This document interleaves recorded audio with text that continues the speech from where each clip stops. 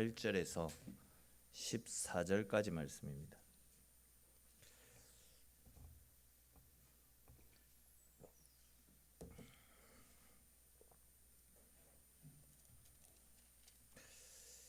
여호수아서 2장 8절에서 14절까지 말씀, 우리 내용은 2장 전체를 살피는데 읽기는 8절에서 14절까지 읽도록 하겠습니다. 또 그들이 눕기 전에 라합이 지붕에 올라가서 그들에게 이르러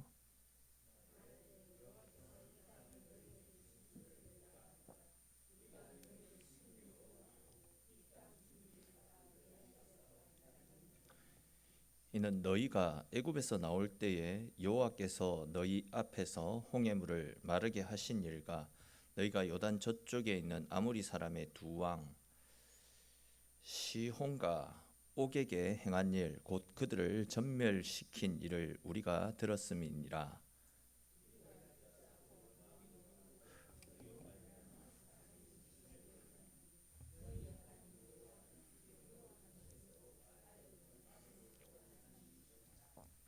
그러므로 이제 청하노니 내가 너희를 선대하였은즉 너희도 내 아버지의 집을 선대하도록 여호와로 내게 맹세하고 내게 증표를 내라.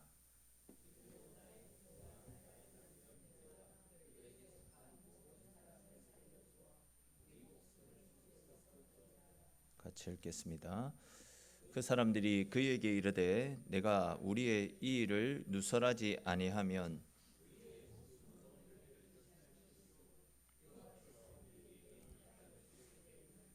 인자하고 진실하게 너를 대우하리라.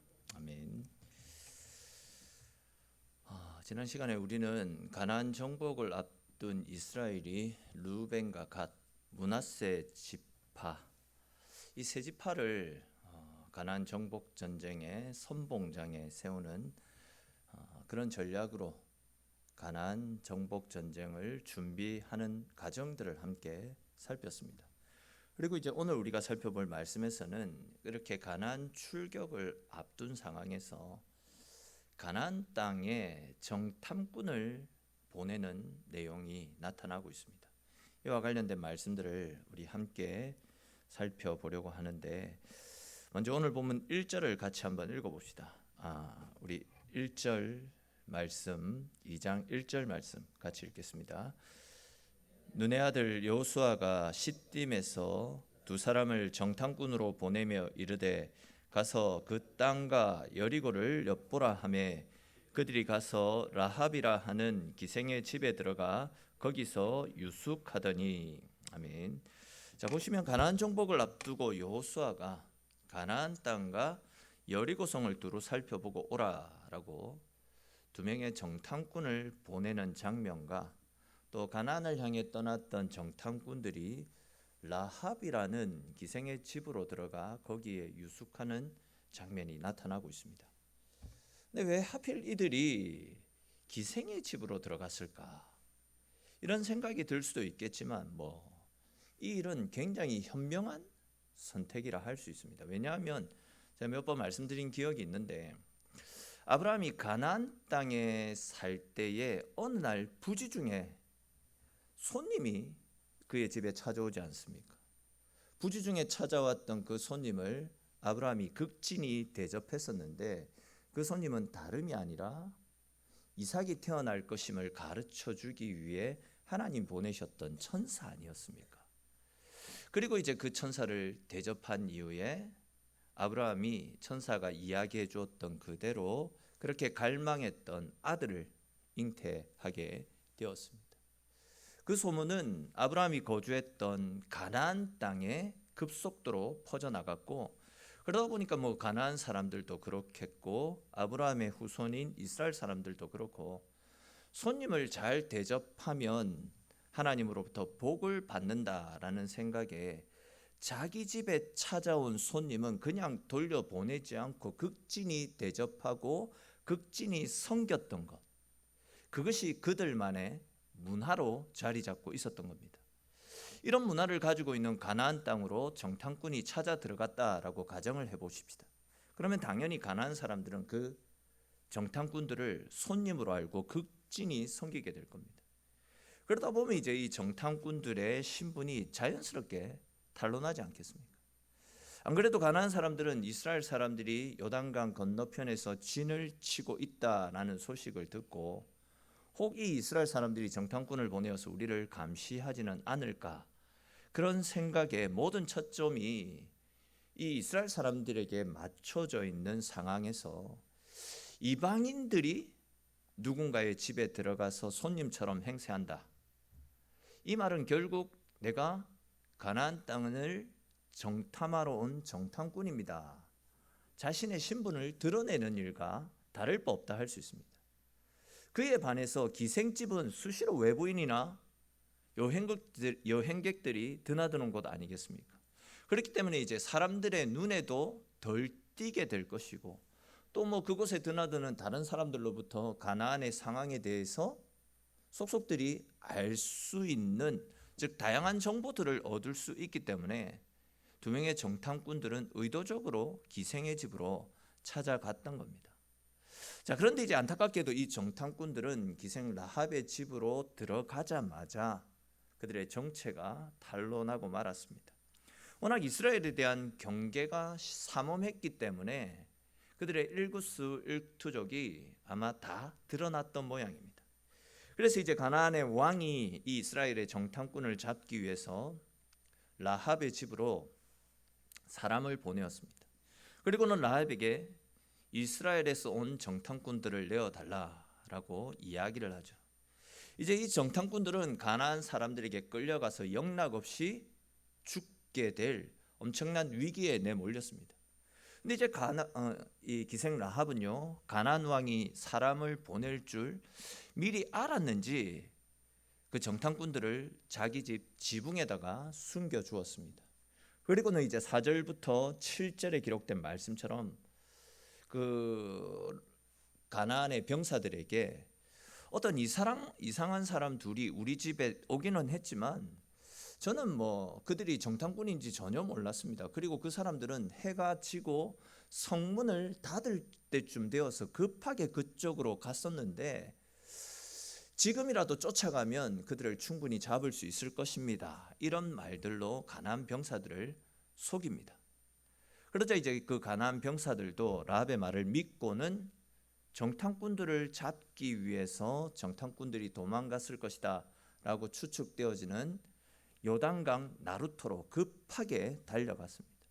그러니까 이제 기생 라합의 기지로 가나안 병사들을 따돌렸고 이스라엘 정탐꾼들을 죽음의 위기에서 건져주었던 겁니다. 근데 여러분 한번 생각을 해보십시오. 라합은 이스라엘 사람이 아니잖아요. 가나안 사람 아닙니까? 또한 이스라엘의 정탐꾼들과는 단 한 번도 대면을 해본 적이 없는 생면부지의 사람들입니다. 이런 사람들을 숨겨주다가, 즉 자기 민족을 배신하고 이방인들을 감춰주다가 그것이 발각되게 된다면 자기 목숨만 날아가는 것이 아니라 13절에 기록된 말씀처럼 자기 가족들까지도 순식간에 다 죽을 수 있는 그런 상황이었습니다. 근데 이런 상황에서 왜 라합은 자기 민족을 배신하고 또한 목숨을 담보로 한 번도 본 적이 없는 그 정탐꾼들을 숨겨준 것이겠습니까?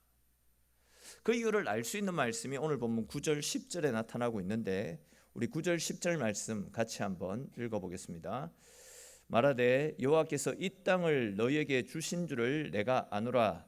우리가 너희를 심히 두려워하고 이 땅 주민들이 다 너희 앞에서 간담이 녹나니 이는 너희가 애굽에서 나올 때에 여호와께서 너희 앞에서 홍해물을 마르게 하신 일과 너희가 요단 저쪽에 있는 아모리 사람의 두 왕 시온과 옥에게 행한 일 곧 그들을 전멸시킨 일을 우리가 들었음이니라. 아멘. 무슨 말씀이냐면 그냥 간단하게 이야기해서 라합은 자기가 직접 하나님을 경험하거나 하나님을 만나본 적은 없습니다. 그렇지만 주변 많은 사람들로부터 이스라엘의 하나님께서 지금까지 이스라엘의 진로를 가로막고 이스라엘을 대적했던 나라와 민족들을 어떻게 하셨는지 자기가 익히 들어서 하나님의 위대하심에 대해서 잘 알고 있다라는 그 이야기입니다. 그러면서 라합이 하는 이야기가 무엇입니까? 우리 11절도 같이 읽겠습니다. 우리가 듣자 곧 마음이 녹았고 너희로 말미암아 사람이 정신을 잃었나니 너희 하나님 여호와는 위로는 하늘에서도 아래로는 땅에서도 하나님이시니라. 아멘. 자, 보시면 녹았다라는 단어가 나타납니다. 이 녹았다라는 단어를 원어로 살펴보면 와인마스라는 단어가 사용되어졌습니다. 근데 이 와인마스라는 단어는 두려워서 무기력해진다, 두렵기 때문에 아무것도 할 수 없다, 그런 뜻을 가지고 있습니다. 즉 지금 우리 가나안 사람들은 이스라엘이 쳐들어온다라는 소식을 전해 듣고는 모두가 두려워서 아무것도 하지 못하고 있다. 다시 말해서 지금 우리들은 이스라엘이라고 하는 말만 들어도 너무나도 무서워서 벌벌 떨고 있는 상황입니다 라고 말하고 있는 거죠. 그러니까 가나안 사람들의 동정에 대해서 가나안 여인 라합을 통해서 전해 들었다라는 겁니다. 근데 그들은 두려워서 아무것도 하지 못하고 있다. 자, 그런데 여러분, 이 상황에 대해서 우리 한번 생각을 해볼 필요가 있습니다. 사실 우리가 지금까지 쭉 살펴보고 넘어왔듯이 이스라엘 사람들은 가나안 사람들을 보면서 그들을 생각하면서 그들은 우리보다 덩치도 훨씬 크고 우리들보다도 힘이 셀 뿐만 아니라 그들의 성읍은 높고 견고해서 우리가 과연 그들을 물리칠 수 있을까? 우리 같은 사람들이 과연 그 땅을 정복할 수 있을까라는 불안한 마음들을 가지고 하나님이 약속하셨지만 그 약속에 대한 의심의 마음들이 많이 있지 않았습니까? 그런데 현실은 어떻습니까? 오히려 가나안 사람들이 이스라엘 사람들로 인해서, 아니 정확하게 말하면 이스라엘과 함께 하시는 하나님으로 인하여서 그들은 이스라엘이라고 하는 말만 들어도 떨고 있는 겁니다.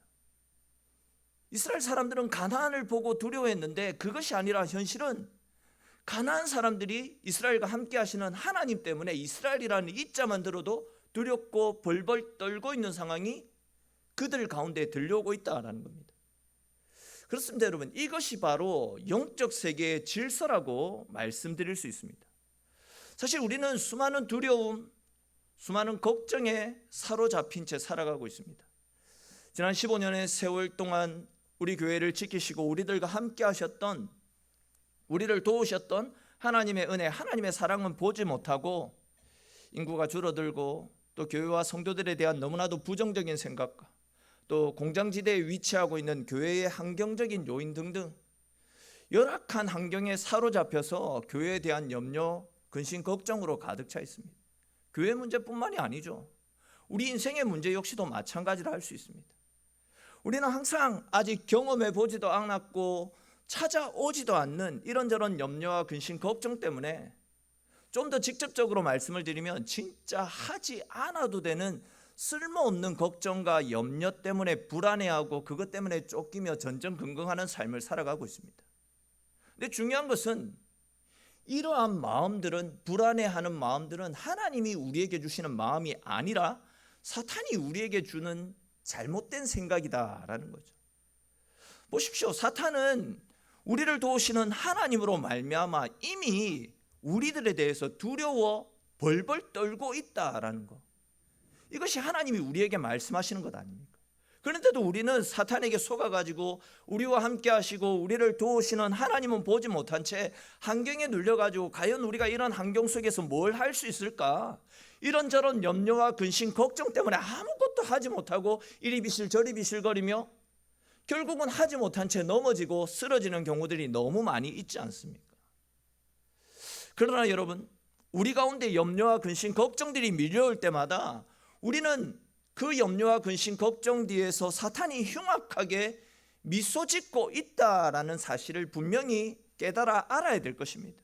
그렇기 때문에 우리는 두려움이 밀려오면 밀려올수록 나사렛 예수 그리스도의 이름을 외치면서 사탄에게 담대하게 대적할 수 있어야 됩니다.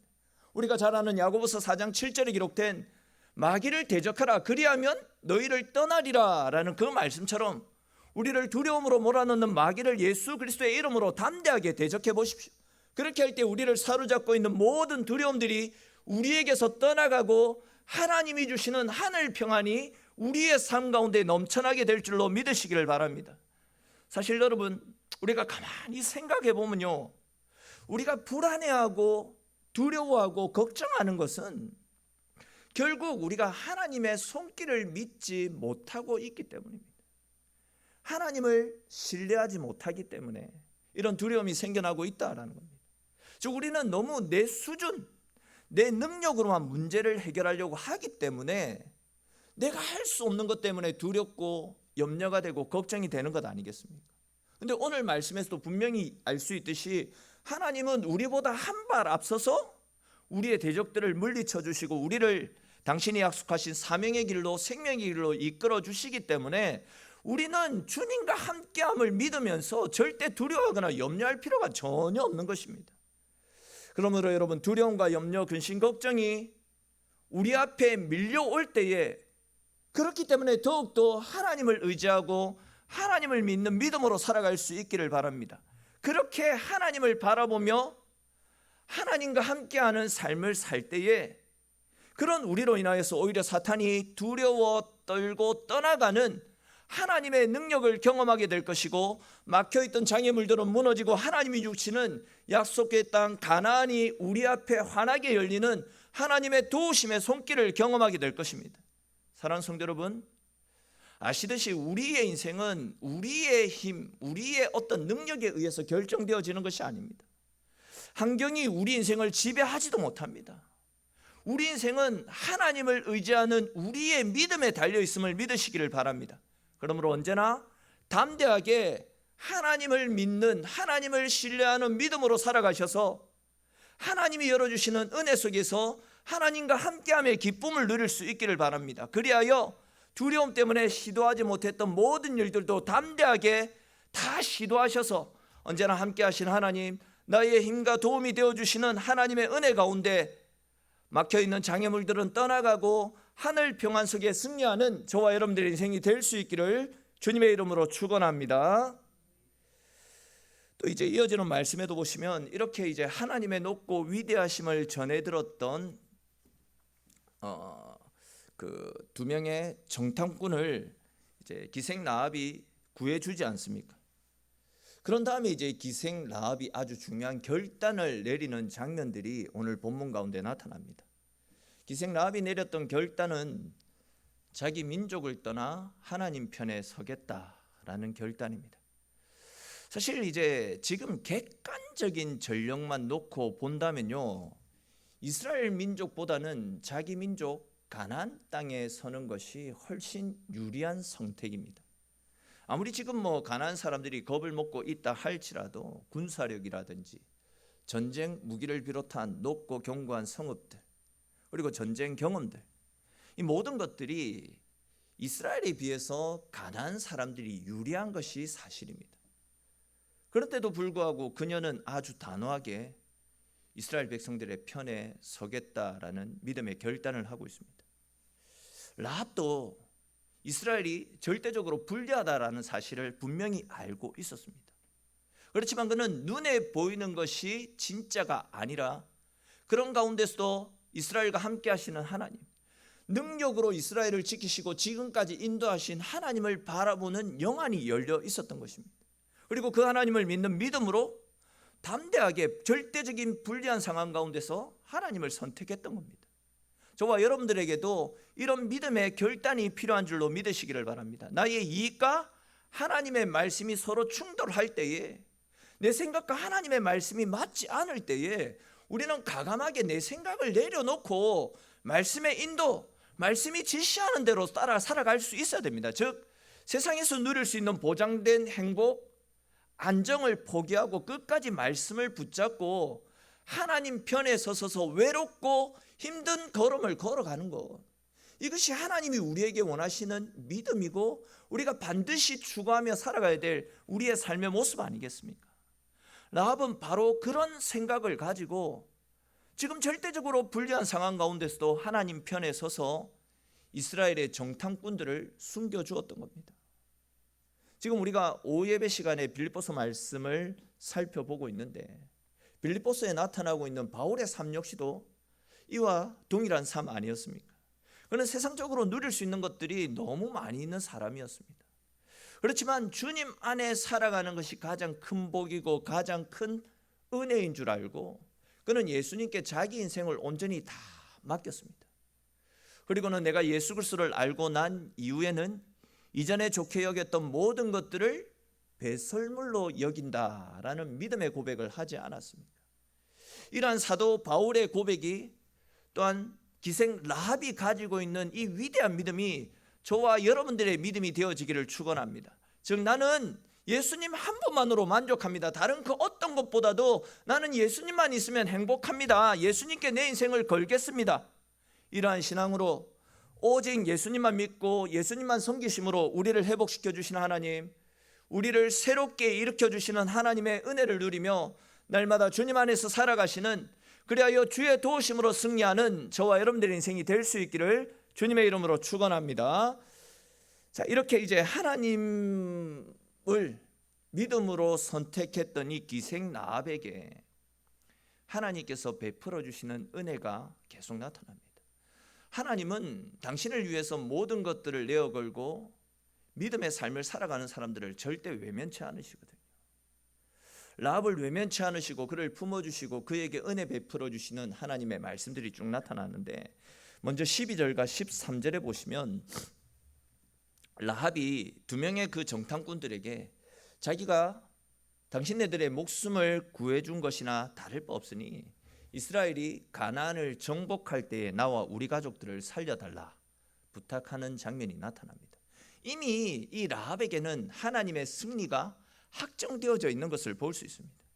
이에 그 정탐꾼들이 라합의 요청을 수락합니다. 그러면 우리가 가나안을 공격하러 들어올 때에 우리가 너희 집과 너희 가족은 공격하지 않고 생명을 보존해 줄 테니까 우리가 너희 가족과 너희 집안을 식별할 수 있도록 창문으로 붉은 줄을 매달아 내려라. 붉은 줄을 매달아 내린 그 집은 너희 집인 줄 알고 그 집안은 살려줄 것이다 라고 이야기합니다. 근데 여러분, 이 말씀이 조금 우리에게 익숙한 말씀 아닙니까? 이 말씀을 들으니까 생각나는 어떤 사건이 있지 않습니까? 혹시 어떤 사건이 생각나십니까? 뭐라고요? 네? 그렇죠. 그리고 유월절 사건하고 매치되어지는 겁니다. 이스라엘이 출애굽할 때 있었던 사건, 즉 어린 양의 피가 문설주에 발라져 있는 집은 죽음의 사자가 그냥 통과해서 마지막 10번째 재앙으로부터 건짐을 받지 않았습니까? 바로 그 사건처럼 이스라엘이 가나안을 침공해서 수많은 사람들을 짓밟고 심판을 한다 할지라도, 모든 사람들이 다 죽어나가는 상황에 있다 할지라도 창문에 붉은 밧줄이 매달려 있는 집은 그 심판으로부터 건짐을 받을 수 있었던 것이죠. 그렇습니다. 여러분, 우리는 이 사건을 통해서도 어떠한 죄인이라 할지라도 예수 그리스도 안에 머물러 있으면 모든 심판으로부터 건짐받을 수 있다라는 사실을 다시금 확인할 수가 있습니다. 사실 여러분, 기생이라고 하면 몸을 파는 창녀를 이야기합니다. 그냥 우리말 성경에서는 완화시켜서 표현을 하는데 원어로 보면 창녀입니다. 창녀. 거기에 대해서 이 기생 라합은요, 자기 부모님들과 자기 형제 자매들까지도 챙기는 걸로 봐서 이건 추측건데, 피치 못할 사정으로 기생 일을 하면서 가정을 꾸려 나가야만 했던 소녀 가장이 아니었을까, 저는 그렇게 추측을 하고 있습니다. 근데 아무리 가정 형편이 힘들어도 기생 일을 하면서 생계를 꾸린다라는 것은 지탄의 대상이 될 수밖에 없는 그런 일 아니겠습니까? 즉 당시 라합의 집안은 사람들의 지탄을 받으면서도 자식을 기생 일을 시킬 정도로 소망이라고는 전혀 찾아볼 수 없었던, 말 그대로 절망 그 자체의 집안이었다라는 겁니다. 근데 절망 그 자체였던 그의 집안에 붉은 줄이 매달리고, 그리고 그 집안에서 생활을 했더니 라합과 그 집안은 그 심판으로부터 건짐을 받지 않았습니다. 그것뿐만이 아닙니다. 그 붉은 밧줄이 매달린 집안에 있었던 기생 이 라합은 훗날 이스라엘이 가나안을 정복하고 난 이후에 살몬이라고 하는 이스라엘 사람을 만나서 결혼을 하게 됩니다. 이 살몬에 대해서 어떤 학자는 2명의 정탐꾼 중에 한 사람이었을 것이다, 그렇게 추측을 하는데, 아무튼 이 살몬이라는 사람을 만나서 보아스라고 하는 아들을 낳습니다. 많이 들어본 이름이죠. 그리고 그 보아스는 믿음의 여인 룻과 결혼해서 오벳을 낳고, 오벳은 이새를 낳고, 이새는 이스라엘 역사상 가장 위대한 왕으로 평가받는 다윗을 낳지 않습니까? 또 더 나아가서 그 족보가 거기서 끝나는 것이 아니라 거룩한 계보로 계속해서 이어져서 온 인류의 구원자이신 예수님께서 이 가문을 통해서 오시게 되었습니다. 즉 오늘 본문에 나타나는 정탐꾼을 숨겨주었던 기생 라합이 다윗 왕과 예수님의 거룩한 계보에 기록이 되어졌던 겁니다. 여러분, 진짜 이거는 있을 수 없는 엄청난 반전 아니겠습니까? 가족의 생계를 책임지기 위해서 기생의 일을 하며, 속된 표현으로 창녀의 일을 하며 사람들의 손가락질을 받으면서 진짜 내일에 대한 희망도 소망도 없이 멸시 가운데 살아갔던 여인이 이스라엘의 정탐꾼을 숨겨주고 그 대가로 빨간 줄이 매달린 그 집 안에 머물러 있었을 뿐인데, 그 일을 통해서 구원을 받고 더 나아가서 다윗 왕과 온 인류의 구원자이신 예수님의 손조가 되어지는 엄청난 영광을 누리게 되었으니 이 여인에게는 한없는 축복이고 이것보다도 더 엄청난 영광이 어디에 있겠습니까? 그렇습니다. 여러분, 하나님은 사랑의 하나님이십니다. 하나님은 우리가 어떠한 삶을 살았든지 상관하지 않으시고 죄인인 우리를 향해서 의인이라고 말씀해 주시고 버려지고 손가락질 받던 우리의 인생까지도 하나님의 나라를 세워가는 위대한 하나님의 일꾼으로 세워가시는 사랑의 하나님이심을 믿으시기를 바랍니다. 이처럼 기생 라합이 예수 그리스도가 날 수 있는 징검다리 역할을 했었던 것처럼, 또한 3번이나 예수님을 모른다라고 부인했던 베드로와 또 예수님을 부정하며 제자들을 잡아 가두는 일에 앞장섰었던 그 사도 바울이 주님의 손에 이끌려서 하나님 나라를 세워가는 위대한 일꾼으로 귀하게 쓰임 받았던 것처럼, 우리 역시도 우리를 사랑하시는 하나님의 사랑으로 말미암아 상상할 수 없는 하나님의 은혜를 누릴 수 있게 될 것입니다. 우리가 하나님의 손에 붙들려서 주의 사랑 가운데 머물러 있는 한 우리에게도 이러한 동일한 은혜가 더 큰 하나님의 축복이 임하게 될 줄로 믿으시기를 바랍니다. 그러므로 여러분, 우리의 삶에 아픔이 있고 절망적인 상황이 있다 할지라도 낙심하지 마십시오. 그렇기 때문에 우리는 더욱더 주님께로 피해야 됩니다. 더욱더 주님을 찾을 수 있어야 됩니다. 우리의 삶이 오늘 본문에 나타나고 있는 라합과 마찬가지로 아무런 소망도 내일에 대한 꿈도 철저하게 짓밟힌 상태에 있다 할지라도, 또한 하나님 앞에 내세울 것도 없고 못나디 못난 진짜 천박한 인생이라 할지라도, 우리가 진짜 하나님을 전심으로 잡고 하나님 앞에 우리의 인생을 온전히 드린다면 라합을 사용해 주신 하나님께서는 우리의 삶 가운데도 하나님의 은혜를 회복시켜 주실 것이고 하나님의 사랑으로 우리를 풍성하게 품어 주실 것입니다. 그러한 은혜를 누리기 위해 우리는 날마다 하나님 앞으로 가까이 나아가는 거룩한 열심들을 품고 살아갈 수 있어야 될 것입니다. 사랑하는 성도 여러분, 혹 나의 인생은 내세울 것도 없고 자랑할 것도 없는 진짜 별 볼 일 없는 인생이다라는 그런 생각을 가지고 있지는 않습니까? 이런 저런 삶의 질고와 아픔으로 인해서 왜 내 인생은 이렇지? 깊은 한숨을 내쉬며 절망 가운데 있지는 않습니까? 근데 여러분, 정말 죄송한 이야기지만 우리네 삶은 이 기생 라합보다는 낫지 않습니까? 우리는 가족을 먹여 살리기 위해서 장려짓을 할 정도로 힘든 삶을 살고 있지는 않지 않습니까? 수많은 사람들로부터 비난과 저주의 소리를 들으며 살아가고 있지도 않지 않습니까?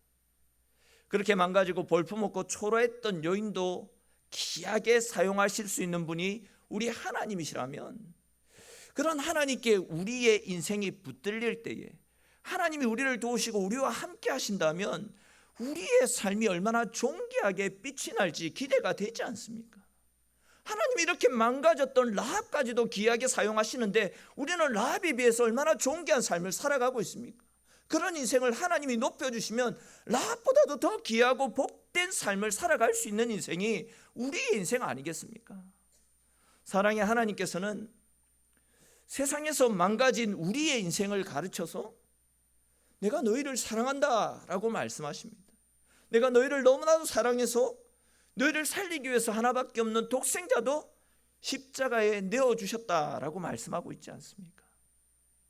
여러분, 우리에게 소망이 없다 할지라도, 내일에 대한 꿈이 없다 할지라도 나는 너와 끝까지 함께하며 너를 지켜줄 것이다 라고 말씀하시는 하나님이 우리의 하나님 아니십니까? 내 모습이 어떠하든지 하나님은 우리가 귀하다라고 말씀하시며 우리를 세상 끝날까지 사랑해 주실 것이다 라고 분명히 약속해 주셨습니다.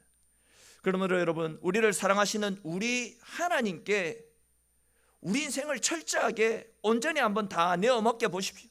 그렇게 할 때 우리를 위해서 준비해 놓으신 하나님의 새로운 은혜를 내 삶 가운데 누리게 될 것이고, 우리 인생의 회복이 일어나서 다시 일어나는 하나님의 도우심의 손길을 경험하게 될 것입니다.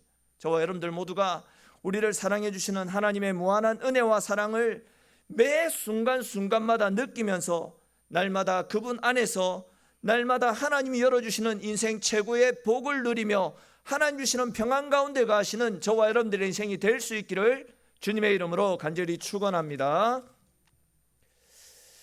잠시 기도드리겠습니다. 사랑의 주님, 오늘도 기도의 자리로 우리를 불러주시고 우리를 사랑해 주시는 하나님의 사랑을 말씀을 통해 확인시켜 주셔서 감사를